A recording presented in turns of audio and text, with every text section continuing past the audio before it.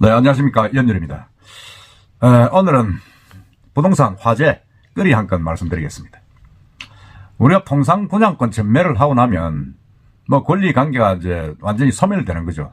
이제 뭐 산 사람한테 잔금 납부까지 다 책임져야 되는 그런 부분이고, 팔고 나온 사람은 이제 차익을 챙기든지 아니면 마이너스 P로 손절을 하든지 어쨌든 간에 손을 트는 겁니다. 그런데 이게 지금 부산의 모 오피스텔은 지금 분양권을 판 사람한테까지 지금 책임을 묻는 그런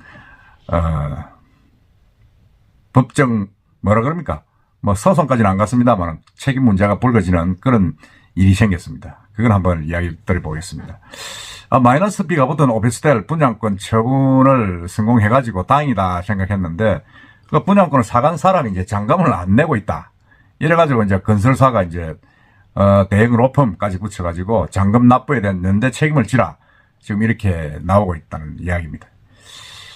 여기는 뭐 사실은 분양권 전매에 관한 기존적인 어떤 상식을 좀 뒤흔드는 거죠, 사실은.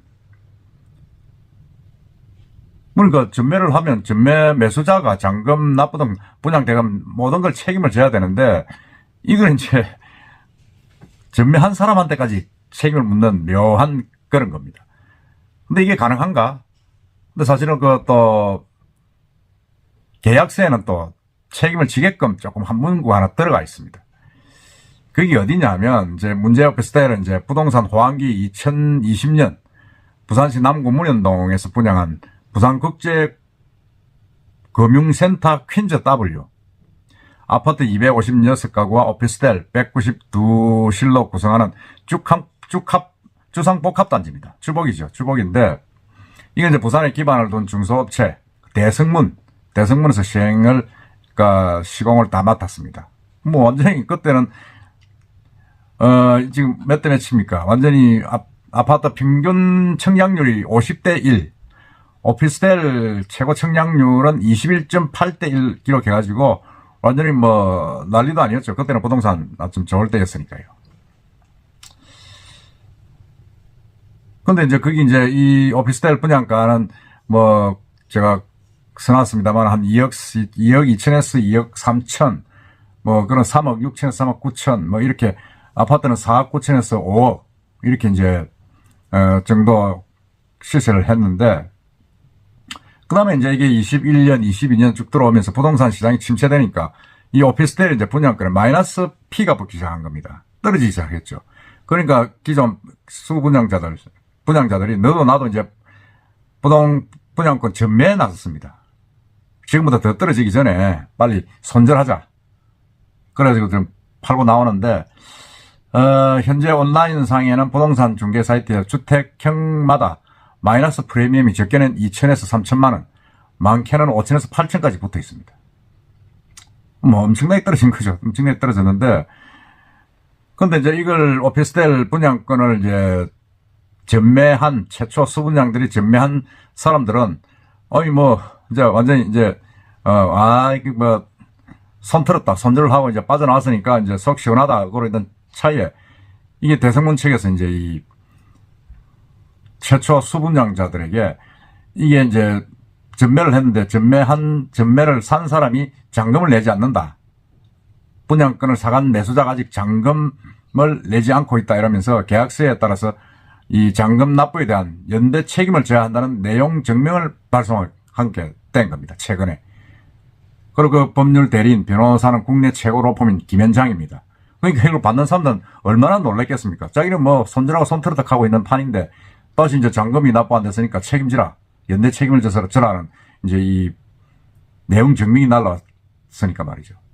그 대성문 측 이제 내용 증명에는 분양권 승계에 관한 권리 의무 승계 내역서 제4항, 권리 의무 승계 후라도 양수인이 계약 이행을 완료하지 못할 경우 당사는 기회에게 이행을 강제할 수 있고 기한은 연대하여 책임진다라고 규정을 해놨습니다. 그 이제 그 계약서 문구가 하나 딱 들어가 있는 거죠. 근데 뭐 사실은 이걸 잘 보지는 않지 않습니까?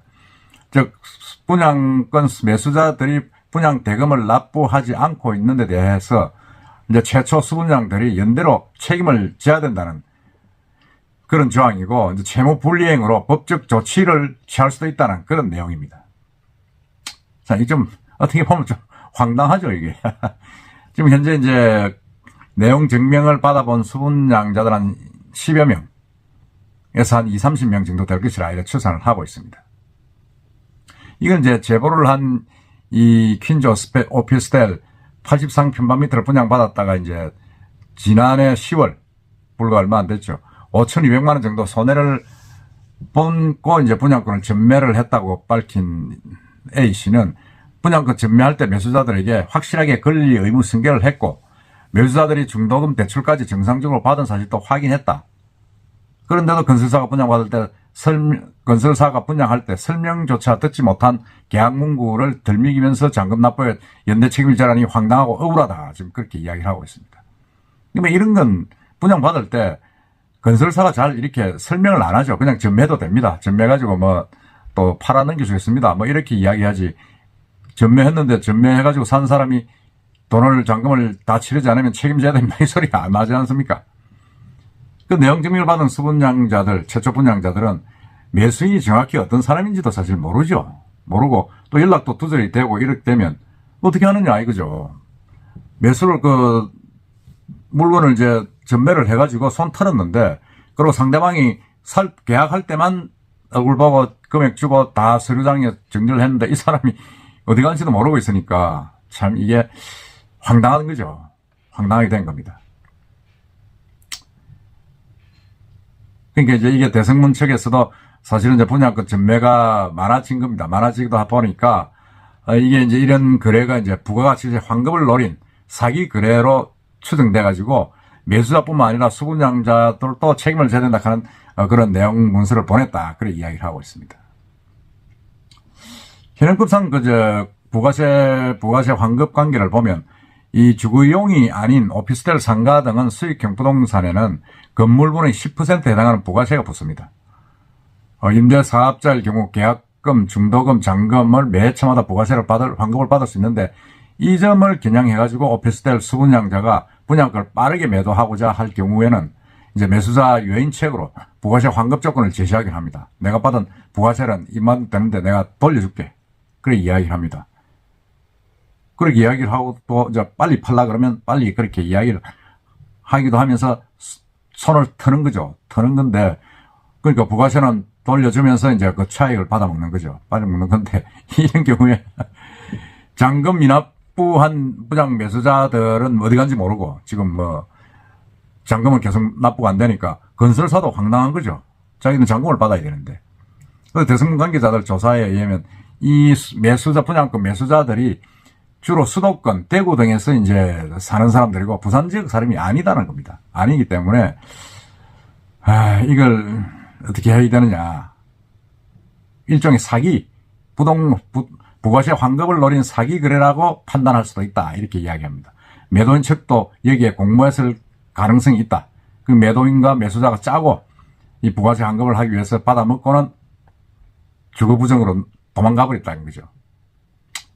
그래서 뭐 계약서상에 연대 책임을 지도록 해놨기 때문에 우리는 보냈다. 이렇게 이야기를 하는데, 물론 그렇게 보면 뭐 피해자는 피해자입니다. 피해자지만은 통상 이런 경우가 참 없는데 이런 일이 발생한 거죠. 했는데, 그 변호사들 입장에 보면 통상적으로 법원이 부동산 계약 관계에서는 이 계약서 내용을 우선시 하는 게 당연한 겁니다. 당연한데, 그렇기 때문에 만약 소송으로 이 사건이 번지면 최초 수분양들이 승소를 장담할 수가 없다. 왜냐하면 그 계약서상에 그렇게 되어 있으니까요. 확인하고 안 하고는 둘째 문제입니다.